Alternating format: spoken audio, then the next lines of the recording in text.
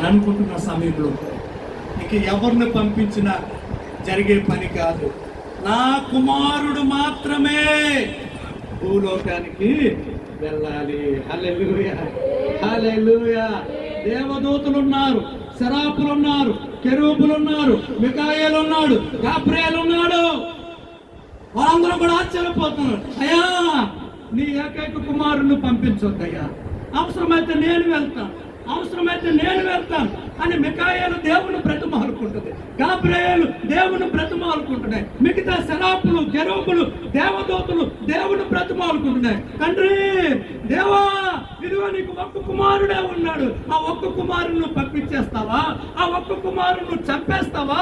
నువ్వు వారిని పంపించడానికి వీల్లేదు, మేము వెళ్తామంటే తండ్రి అంటున్నాడు, మీరు ఎవరు వెళ్ళినా సరే ఆ రక్షణ కార్యం భూమి మీద జరగదు. ఇదిగో నా ఏకైక కుమారుడు మాత్రమే భూమి మీదకి వెళ్ళాలి. హల్లెలూయా, హల్లెలూయా, హల్లెలూయా. ఇంట్లో నలుగురు ఉన్నారంటే ఒకరిని ఆర్మీకి పంపడంలో తప్పు లేదు. ఎందుకంటే ఒకవేళ నా బిడ్డ ఆర్మీకి వెళ్ళి చనిపోయినా, ఇదిగో దేశం కోసం చనిపోయాడు, ఇంకా మిగతా 3 బిడ్డలు ఉన్నారు, వారిని బట్టి నేను బ్రతికేస్తాను అనుకోవచ్చు. కానీ యేసయ్యకి ఎంతమంది బిడ్డలమ్మా? ఒక్కడే, ఒక్కడే. ఆ ఒక్కడిని మన కోసం భూమి మీదకి పంపించేశాడు. హల్లెలూయా, హల్లెలూయా.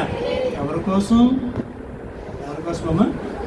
పరలోకమందున మన తండ్రి భూమి మీద ఉన్న మన కోసం ఆలోచన చేశాడట. హల్లెలూయా, హల్లెలూయా. నా స్వరూపములో రూపింపబడిన నా బిడ్డలు, నా పోలికలో సృష్టింపబడిన నా బిడ్డలు, నా ఆత్మను కలిగి జీవిస్తున్న నా బిడ్డలు సాతాను యొక్క బంధకాల్లో పడడానికి వీల్లేదు, నరకానికి వెళ్ళడానికి వీల్లేదు. ఇదిగో భూమి మీద ఉన్న మానవులందరినీ కాపాడుకోవడానికి అవసరమైతే నా ఏకైక కుమారుని బలిగా అర్పించడానికి నేను వెనకడుగు వేయను అని ఆ దినాన్ని తండ్రి నిర్ణయించుకొని తన అద్వితీయ కుమారుడని యేసును ఈ లోకానికి పంపించడం ద్వారా ఈ దినాన్ని మనం సజీవులుగా ఉన్నాం. హల్లెలూయా, హల్లెలూయా. ఆ దినాన్నే కానీ యేసు ప్రభు వారు కానీ భూమి మీదకి రాకపోతే, తండ్రి అంత గొప్ప నిర్ణయాన్ని తీసుకొని తన కుమారుని భూమి మీదకి రప్పించకపోతే ఈ దినానికి ఇంకా మనం చీకట్లోనే ఉండేవాళ్ళు, పాపంలోనే ఉండేవాళ్ళు, సాతాను యొక్క బంధకాల్లో ఉండేవాళ్ళు. రక్షణ అంటే ఏంటో తెలిసేది కాదు, శాంతి అంటే ఏంటో తెలిసేది కాదు, ఆ నిజమైన ఆనందం అంటే ఏంటో తెలిసేది కాదు. తండ్రి నిన్ను ఎంత ప్రేమిస్తున్నాడు. ఈ భూలోకంలో ఉన్న నీ తండ్రి ఒకవేళ నిన్ను పట్టించుకోకపోయినా, నీ పట్ల బాధ్యత లేకపోయినా, నీ పట్ల శ్రద్ధ లేకపోయినా, పరలోకంలో మన కోసం ఒక తండ్రి ఉన్నాడు. హల్లెలూయా, హల్లెలూయా. నువ్వు అనాథవు కాదు తల్లి, నువ్వు అనాథవు కాదు బిడ్డ. అధికారి అయిన తండ్రి అయిన దేవుడు నీకు తండ్రిగా ఉండాలనుకుంటున్నాడు, నీతో ఉన్నాడు.